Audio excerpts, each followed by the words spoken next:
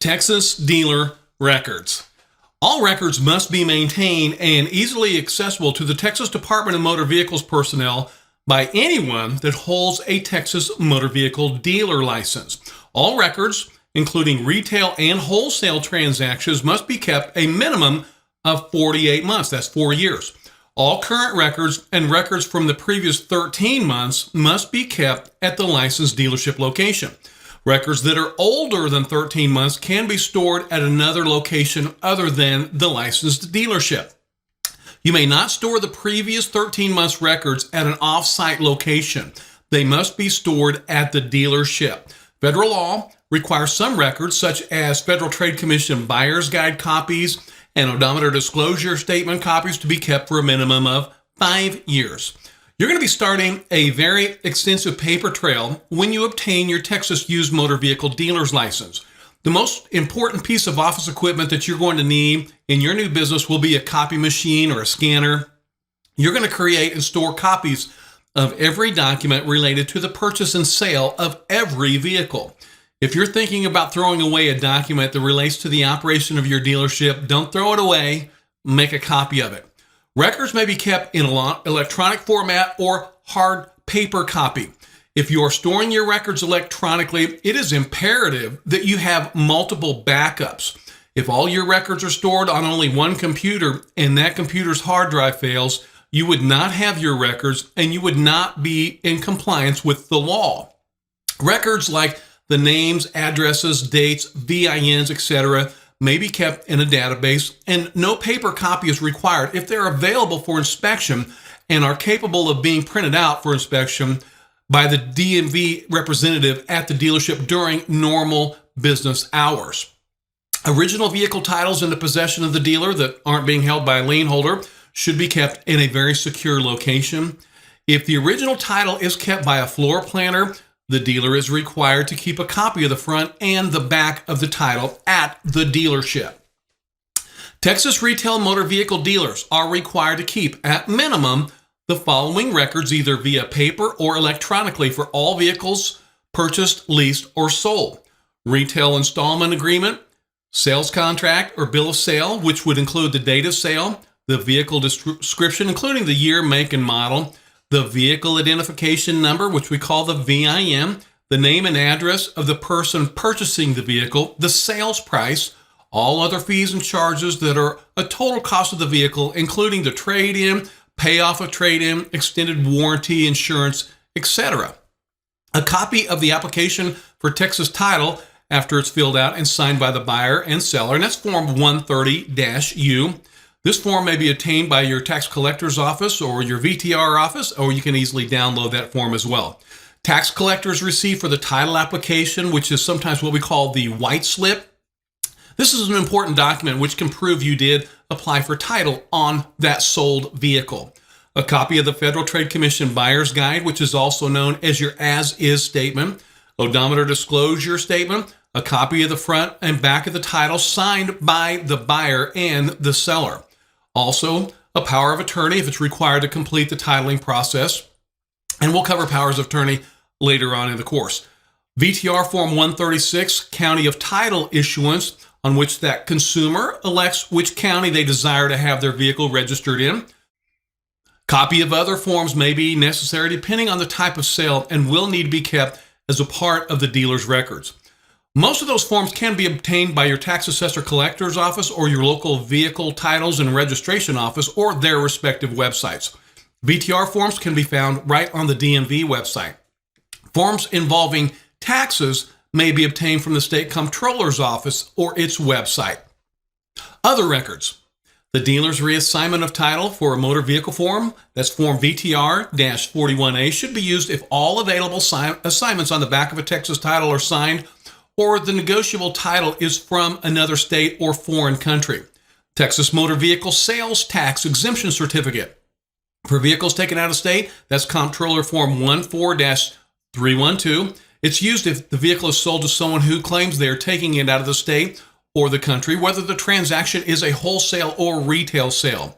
The original must be kept with the sales file with a copy in the comptroller and a copy to the buyer.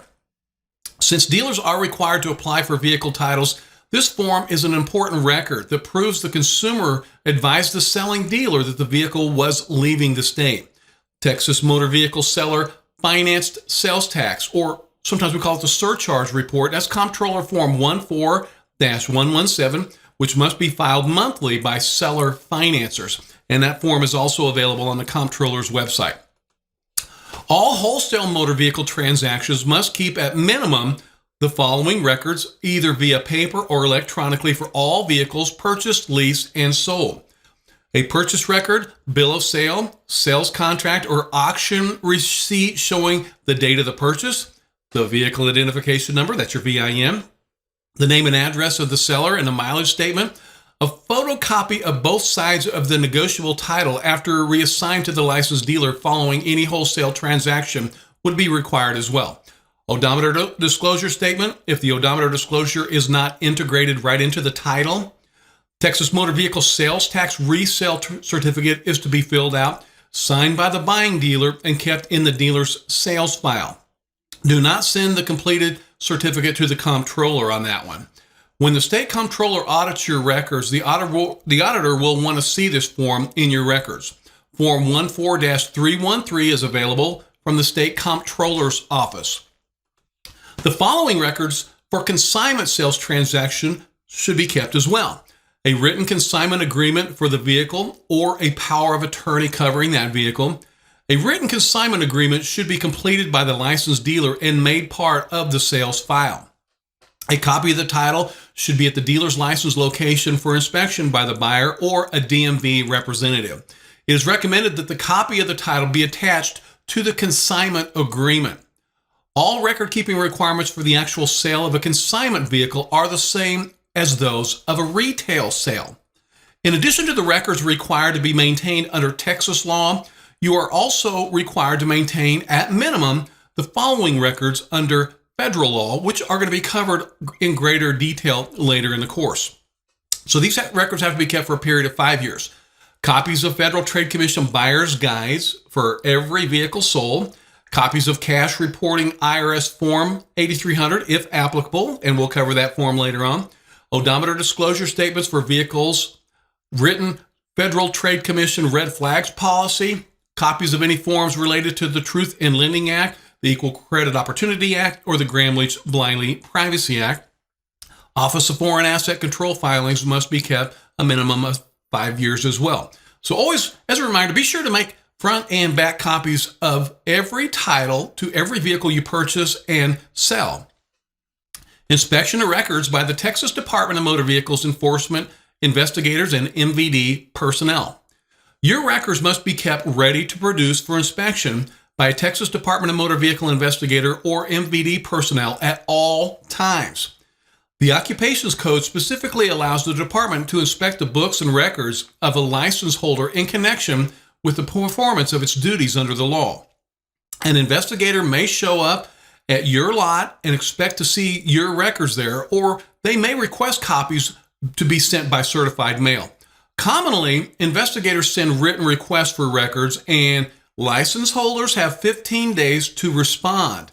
If a license holder fails to respond, then it can lead to a violation and civil penalties. By having a Texas dealer's license, you're giving the Texas Department of Motor Vehicles the right to inspect your records at any time. The Texas Department of Motor Vehicles Board may issue a subpoena if the records are not produced for inspection within 15 business days of the request. And that's according to the Texas Administrative Code, Title 14, Subtitle A, Chapter 2301. During a records inspection, the Texas Department of Motor Vehicle investigator may arrive unannounced during your posted hours of operation. If either, an owner or partner is not staffing the dealership during the posted hours, or an official employee, this could lead to the suspension or revocation of a dealer's license. Remember, state law does require that the dealership is staffed during those posted hours. All records shall be available for reasonable inspection within 15 business days of the request. Your dealership has to be staffed. It's this Texas law. Next, I want to talk about the Texas Department of Motor Vehicles Board. The Texas Department of Motor Vehicles Board conducts hearings at least 4 times a year. However, it might meet more frequently depending on the current needs. And They review, approve, and rescind new rules. The Texas Department of Motor Vehicles Board consists of 9 members, and it's a part of the Texas Department of Motor Vehicles. The 9 members are appointed by the Texas governor, then confirmed by the Texas Senate. The governor selects one member of the board to chair the board, and the members of the board elect the vice chair of the board. Texas law requires 3 members of the board to be licensed motor vehicle dealers. 2 of the dealers are new franchise motor vehicle dealers, and 1 must be an independent non-franchise dealer.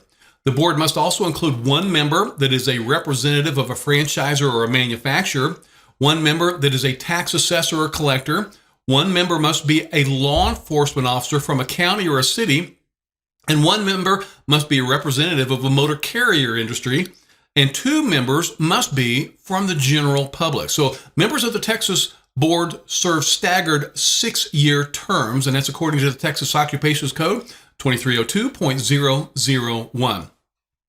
The board shall oversee and coordinate the development of the department and shall ensure that the components of the motor vehicle industry actually function as a system.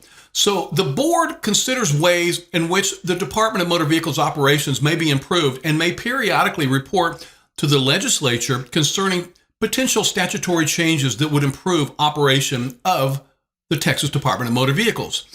The board also approves rules that are required under recently passed legislation. So you can view the board schedule and the agenda at the Texas Department of Motor Vehicles website. That's txdmv.gov. You know, as a licensed Texas motor vehicle dealer, you will need to be aware of the very important functions of the board as their actions affect the operation of every Texas motor vehicle dealership. They meet at least 4 times a year in Austin. If you ever have a chance to attend a board meeting or watch a board meeting online, you will find it very, very educational. We have completed this unit, and in this unit, we have learned that dealers must display their license, the dealers must act ethically, or the license could be suspended. The dealer license may also be denied, and we learned about the disciplinary fine matrix, the Texas Department of Motor Vehicles Enforcement Division. We covered dealer complaints and dealer insurance, the retail contractor bill of sale, odometer disclosure and tampering. We covered sales to minors, also showed you how to maintain your dealer records, and talked about inspection of records by the Texas Department of Motor Vehicles personnel, along with important roles and responsibilities of the Texas Department of Motor Vehicles Board. Once again, I want to remind you that all the videos in this course are available for you to view after the course at texasdealers.com. Just scroll down to the bottom of any page and click on the Texas Dealer videos to find any video that you would like to review.